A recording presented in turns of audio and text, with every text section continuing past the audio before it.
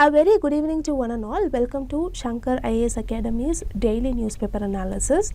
Displayed here are the list of news articles that we are going to discuss today. So without much delay, let us get into the news article discussion.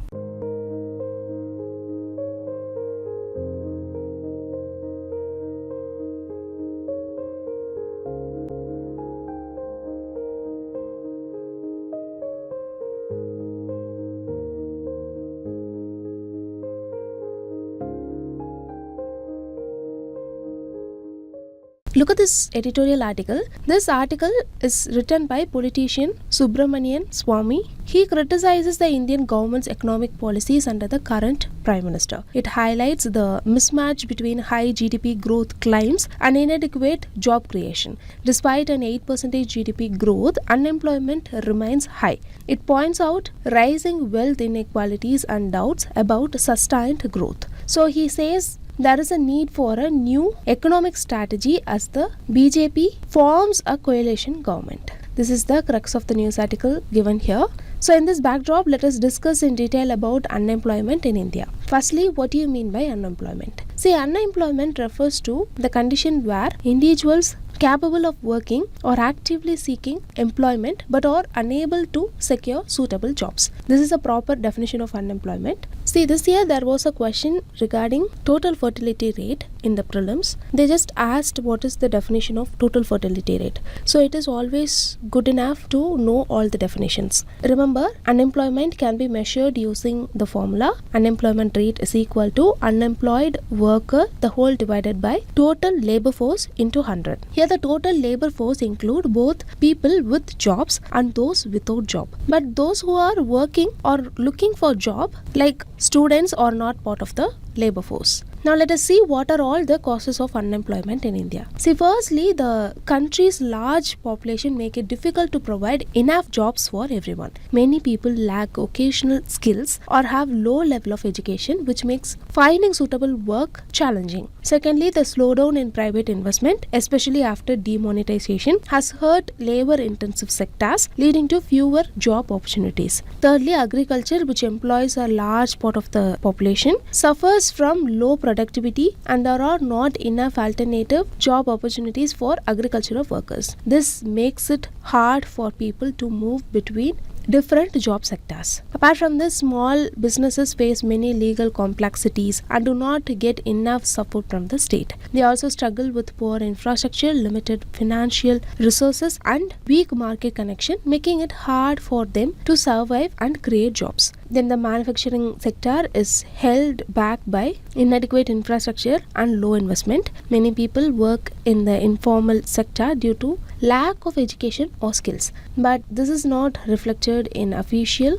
employment statistics. Finally, the education in school and colleges often do not match the current need of the industry, leading to structural unemployment. Additionally, social norms sometimes prevent women from taking or continuing employment, further contribute to unemployment. Now we shall see what is the current rate of unemployment in India and who measures it. See, we have a survey called Periodic Labour Force Survey, PLFS. This survey is conducted by National Sample Survey Office, NSSO. It aims to provide yearly data and unemployment for both rural and urban areas. Additionally, it gives quarterly updates specifically for urban areas. According to latest Periodic Labour Force Survey, PLFS 2022 to 23, India's unemployment rate for people aged 15 and above has dropped to 3.1% in 2023. This is the lowest in the past 3 years. It was 3.6% in 2022 and 4.2% in 2021. For females, the unemployment rate fell to 3% in 2024 from 3.3% in 2022 and 3.4% in 2021.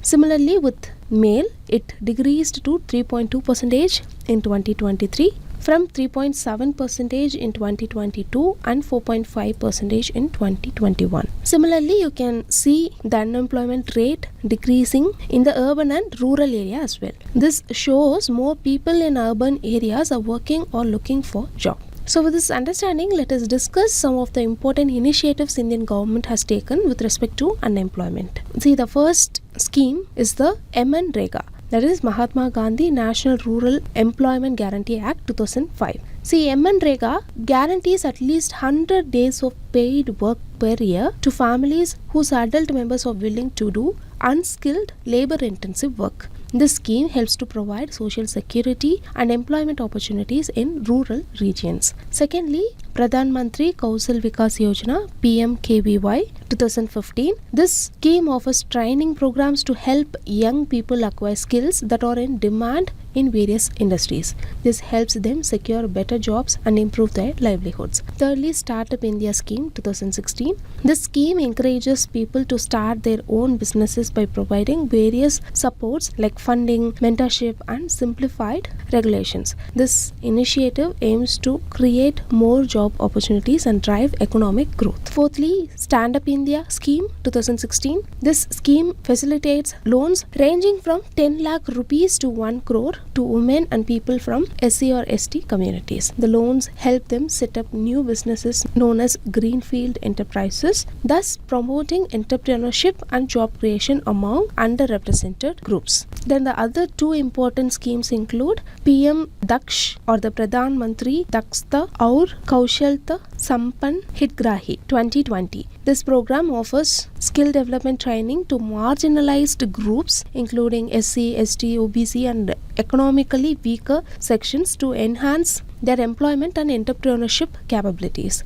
Then the support for marginalized individuals for livelihood and enterprises 2021. It is also known as the SMILE scheme. They provide livelihood opportunity and support for marginalized individual in this particular scheme. These are all some initiatives taken by the Indian government to resolve unemployment issue. But still there are some other steps that can be taken. For example, the government can establish skill development centers to train youth in emerging technologies like AI and robotics. Then programs like Startup India and Make in India can be strengthened to encourage entrepreneurship and industrial growth. Then rural employment programs like MNREGA can be expanded and linked with agriculture and infrastructure development. Finally, digital literacy and online skill development can be promoted so that we can tap into the global digital economy. So by implementing such measures, India can create employment opportunities and stimulate economic growth. These are all very relevant facts that you can remember from this news article discussion. So with these learned points, now let us move on to the next news article discussion. Look at this news article. According to the news article, the recent flooding led submergence in Kaziranga National Park, and that is why it is in news. So in this news article discussion, let us see various geographical and environmental facts about Kaziranga National Park in brief from prelims perspective. See, Kaziranga National Park is a national park in the Golaghat and Nagon district of the state of Assam, India. The park, which hosts 2/3 of the world's Indian rhinoceros, is a UNESCO World Heritage Site. The park area is circumscribed by the Brahmaputra River, which forms the northern and eastern borders, and the Mora Diplu, which forms the southern boundary. Other notable rivers within the park are Diplu and Mora Dhanshri. Also know that the park experiences 3 seasons: summer, monsoon and winter. Kaziranga National Park has a tropical monsoon climate with distinct wet and dry seasons. The park experiences heavy rainfall during the monsoon season, which lasts from June to September, and dry conditions from November to March. Talking about the faunal diversity, see, Kaziranga contains a significant breeding population of 35 mammalian species, of which 15 are threatened as per the IUCN Red List. The park has the distinction of being home to the world's largest population of the Indian rhinoceros, wild water buffalo and eastern swamp deer. It has significant populations of large herbivores including Indian elephants, gaur and sambar. Small herbivores include cheetal, Indian muntjac, Indian boar and Indian hog deer. Apart from this, it has largest population of wild water buffalo, accounting for about 57% of world population. The Indian rhinoceros, Royal Bengal tiger, Asian elephant, wild water buffalo and swamp deer are collectively known as Big Five of Kaziranga. Know this fact. Also remember, it has been identified by BirdLife International as an important bird area. It is home to a variety of migratory birds,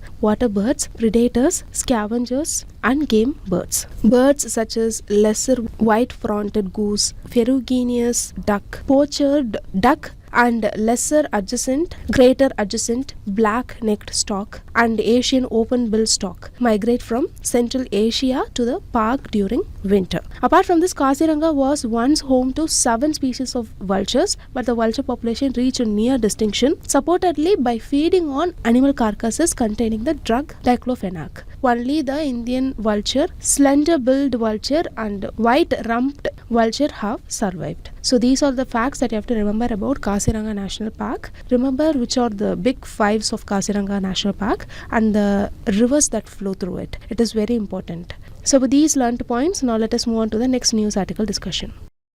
Look at this news article. The Kallakurichi Hodge tragedy has resulted in 65 deaths. In response, the Madras High Court took a suo motu public interest litigation petition on Monday. The PIL aims to rehabilitate economically and socially backward people who are selling spurious liquor. These people sell spurious liquor around the Kalvarayan Hills to earn a livelihood. So in order to rehabilitate them, High Court has taken up the suo motu case. This is the crux of the article given here. Here you should know about what is a suo motu case. It is the action taken by court on its own and without any external request. This power is derived from Article 32 and 226 for Supreme Court and High Court respectively. The second important concept mentioned here is public interest litigation, that is PIL. It is a petition filed before a court to protect, safeguard or enforce public interest and not individual interest. It can be filed only in the Supreme Court of India or the state high courts. The concept of PIL originated in India from the power of judicial review. Apart from this, the third important keyword we have to note here is the Kalvarayan Hills. This Kalvarayan Hills is part of Eastern Ghats. So let us see some of the important ranges in Eastern Ghats. See, Eastern Ghats stretches from West Bengal in the north to Tamil Nadu in the south. It is a discontinuous range unlike the Western Ghats. Armakonda in Andhra Pradesh is the highest peak. Other important peaks are Jindaganda Peak, Mahendragiri and Deomali. Now let us see the notable wildlife sanctuary and national park on Eastern Ghats. See, Simlipal National Park, Sunabeda Tiger Reserve and Satkosia Tiger Reserve in Odisha. Then Sri Venkateshwara National Park, Nagarjuna Sagar Sri Sailam Tiger Reserve and Papikonda National Park in Andhra Pradesh. Then Satyamangalam Tiger Reserve in Tamil Nadu. All these important protected area are present in Eastern Ghats. Note that Eastern Ghats receives both southwest and northeast monsoon rains. Here are some of the rivers that originate on Eastern Ghats. Very important. Just go through every river and look at this map. Note the hill ranges of Eastern Ghats from the map. Also remember the north-south order of these ranges and also the states in which the hill ranges are present. Okay, both ranges, that is Eastern and Western Ghats, considered to be converging at the Nilgiris range in Tamil Nadu. The Bilingiranjan Hills in Karnataka are the tallest hill range in the Eastern Ghats. The Kalvarayan Hills that was mentioned in the news is a major range situated in the Eastern Ghats of Tamil Nadu. Along with the Pachamalai, Alavaimalai, Javadi and Shevaroy Hills, these ranges separate the Kaveri River basin to the south from the Palar River basin to the north. There is also a massive crater impact happened which created an impact in between Nilgiri and Palani Hills, which is known as Kaveri Crater. This is considered to be the third largest crater impact on Earth. So these are all the facts that you have to remember about the Eastern Ghats. Just make note of it and revise it frequently. So with these learned points, now let us move on to the next news article discussion. Look at this news article. According to the news article, the Tamil Nadu Information Commission has sent a notice to the former Raj Bhavan official. This is due to his failure to provide information to a petitioner within the required time frame. This is what the article is talking about. So in this news article discussion, let us revise about RTI Act and about the recent amendment made to it. So it is a very important topic, so make note of all the important facts that we are going to discuss. Firstly, know that the Right to Information Act 2005 was enacted to provide the right to information for citizens. This ensures the securing of access to information which is under the control of public authorities. The term information mentioned here means any material in any form which includes records, documents, memos, emails, opinions, advices, press release, circulars, orders, logbooks, contracts, reports, papers, samples, models, data material that is held in any electronic form. Okay, it also includes the information related to any private body which can be accessed by a public authority. Also remember, an individual can file a RTI or the right to information request by paying just ₹10, although this fee is waived for applicants from below poverty line, that is BPL background. The RTI Act requires the public authority to respond within 30 days of receiving the application. If the information is not provided on time, there are two stages of appeal. The second appellate authority is the Central Information Commission CIC at the central level, while the first appellate authority is the State Information Commission SIC at the state level. The CIC handles complaints and appeals related to offices, public sector undertakings and other entities under the central government and union territories. On the other hand, the SIC deals with similar matters under the state government. So with this basic understanding, now let us see about the organizational structure and appointment. See, the CIC comprises a Chief Information Commissioner and up to 10 Information Commissioners. They are appointed by the President based on the recommendation of a committee consisting of the Prime Minister as a chairperson, the leader of opposition in the Lok Sabha and a Union Cabinet Minister nominated by the Prime Minister. The SIC also has a Chief Information Commissioner and up to 10 Information Commissioners. They are appointed by the Governor on the recommendation of a committee consisting of Chief Minister as chairperson, the leader of opposition in the Legislative Assembly and a State Cabinet Minister nominated by the Chief Minister. Talking about the tenure, see, both Chief Information Commissioner and other Information Commissioners at the central and state levels serves a term of 5 years or until they reach the age of 65 years, whichever comes earlier. They are not eligible for reappointment. Finally, talking about the removal procedure, the President can remove members of the CIC on grounds of proven misbehavior or incapacity, but this requires an inquiry by the Supreme Court. Similarly, the Governor can remove members of the SIC on similar grounds, but this also requires an inquiry by the Supreme Court.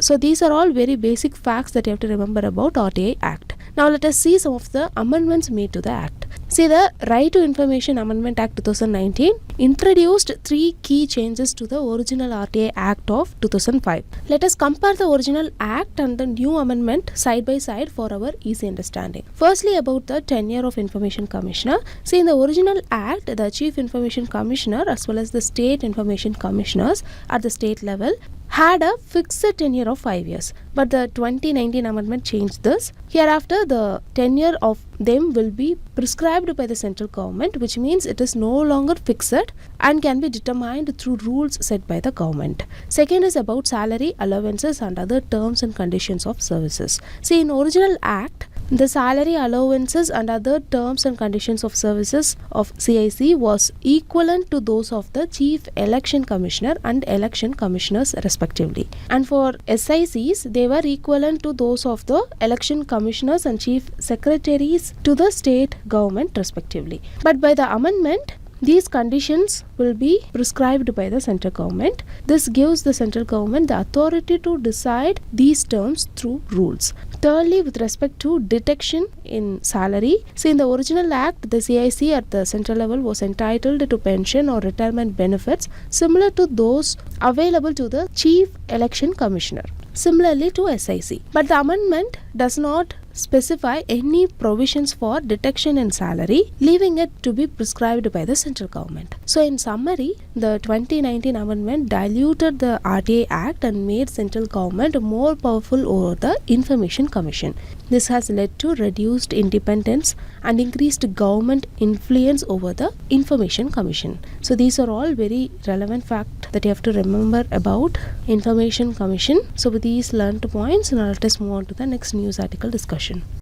Take a look at this article. This article primarily deals with the role of the Finance Commission in empowering the urban local bodies of India. See, recently the 16th Finance Commission was established under Article 280 of the Indian Constitution. It aims to manage the devolution of funds from the consolidated fund to the various government levels. Moreover, with the 73rd and 74th Constitution Amendment, which introduced subclause 283BB and C, granted recognition to the local bodies and the scope of operation got expanded. Also note that it is mandated to recommend measures to augment the consolidated funds of the state for supporting panchayats and municipalities. So this is the crux of the news article given here. So in this news article discussion, let us trace the importance of the cities in India's economic growth and the dismal condition of urban governance in India from Main's perspective. See, the National Commission on Urbanization highlighted the crucial role of cities as engines of growth. It is not a narrow climb, as cities still contribute around 66% of India's GDP and about 90% of India's governmental revenue. Even though it is contributing to India's growth, our cities are often plagued by various issues like pollution, lack of infrastructure, congestion, and etc. These are the effects of inadequate financial support for urban development.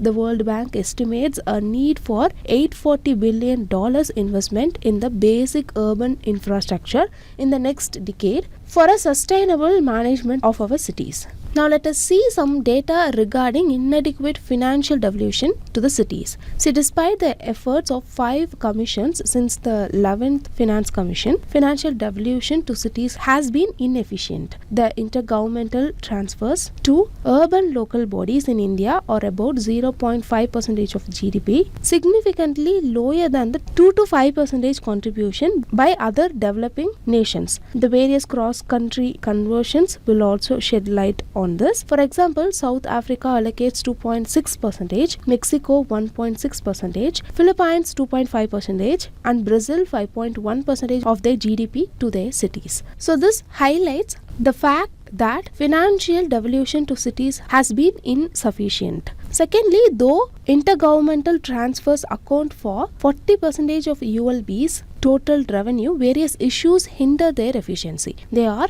predictability of funds, allocation for vulnerable groups, and horizontal equity. And various economic surveys also indicate an abyssal level of the funding mechanism for our ULBs.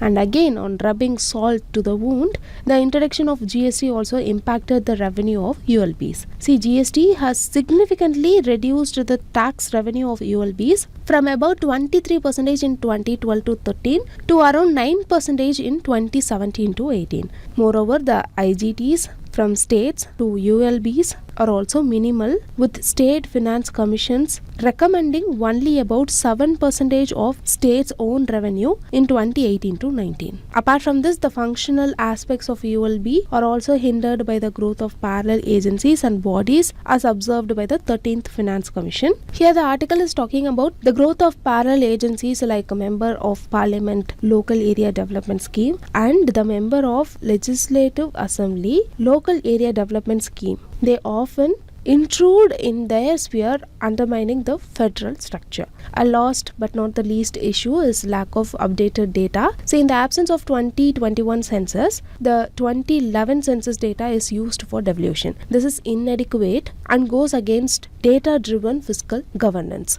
This article says that India has approximately 40,000 statutory towns and an equal amount of census towns, with an estimated 23,000 villages that are effectively urban. This should be captured by the 16th Finance Commission, which should also deal with migration to Tier 2 and Tier 3 cities. So these are all the issues that are faced by the ULBs. First issue is inadequate financial support for urban development, especially financial devolution to cities has been insufficient. Secondly, the introduction of GST has reduced the tax revenue of ULBs. Thirdly, the growth of parallel agencies has intruded in the sphere of ULBs, undermining the federal structure. And finally, the lack of data, especially with respect to census data. So all these things are some of the issues that the current ULBs are facing. So now let us see some of the recommendations that the article suggests for the 16th Finance Commission. See, firstly, it says that the 9 guiding principles of the 15th Finance Commission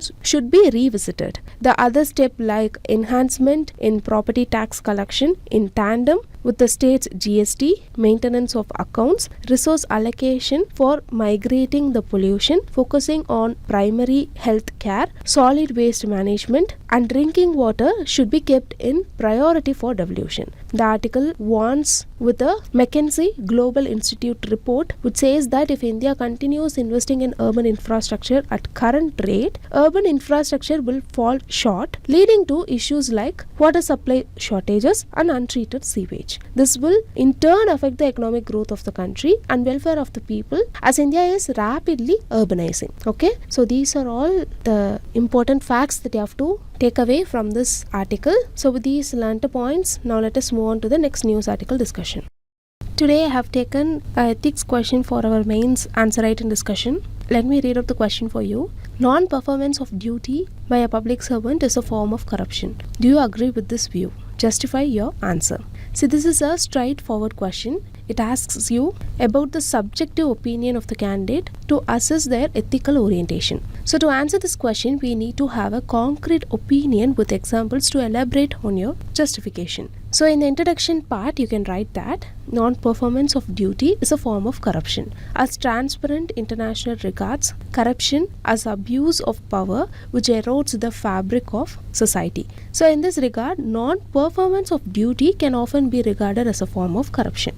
But at the same time, non-performance of one's duty is considered to be a form of corruption depending upon the situation and intent. One cannot judge just non-performance of duty as corruption without analyzing the reason behind it. So you can write this as your introduction part and you can move on to the main body of the answer. Here you have to analyze several scenarios with justification to see how non-performance and corruption are related. Firstly, lack of resources. For example, a police officer unable to respond to a crime due to the unavailability of vehicle or fuel is a case of non-performance stemming from systemic issues rather than personal negligence. As a report by the Comptroller and Auditor General (CAG), many police stations in India are under-equipped, leading to non-performance issues that are not necessarily corruption. Secondly, non-performance can also stem from inadequate training. For instances, healthcare workers in rural areas failing to provide adequate care due to lack of proper training and facilities should not be judged as corruption, as the National Health Profile 2019 indicates that a significant percentage of primary health centers in India operate without adequate medical staff and infrastructure. Thirdly, systemic issues can also lead to non-performance. For example, delays in the implementation of government schemes due to bureaucratic red tape and inefficiencies can be seen as non-performance that is systemic rather than individual corruption. A study by the Center for Policy Research highlighted that bureaucratic inefficiencies are a major cause of delays in the implementation of welfare schemes like MGNREGA. Fourthly, there are cases of unintentional lapses leading to non-performance or underperformance of policy duty.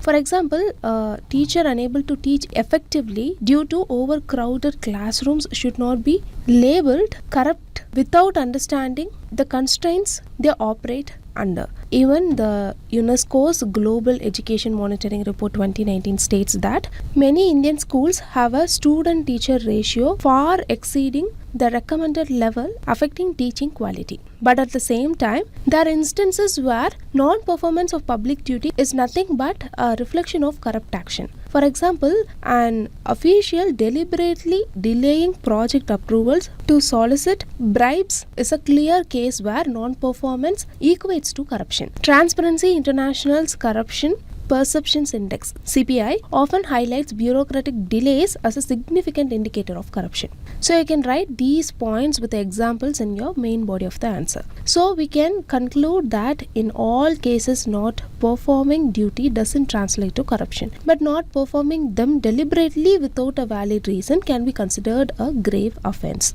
Therefore, it is essential for every civil servant to perform their duty as mandated in order to uphold the constitutional values and become a vehicle for change in the life of masses so that common public can enjoy what they are entitled to. So these are all certain points that you can write with respect to this question, and this is how you have to approach an ethics question with examples to substantiate. So with these learned points, now let us move on to the next part of the news article discussion, which is the prelims practice question discussion. Look at this question about Eastern Ghats. 4 options are given and you have to find the correct option here. Here you have to find which is not a range in the Eastern Ghats. See, the correct answer is option C, Shankar Hills. It is part of Western Ghats. Now moving on, look at this question about Central Information Commission. 3 statements are given and you have to find which of the statements given here is or are correct. First statement says, the Central Information Commission was set up under the Right to Information Act 2005. This statement is correct, but the second and the third statement are incorrect. Currently,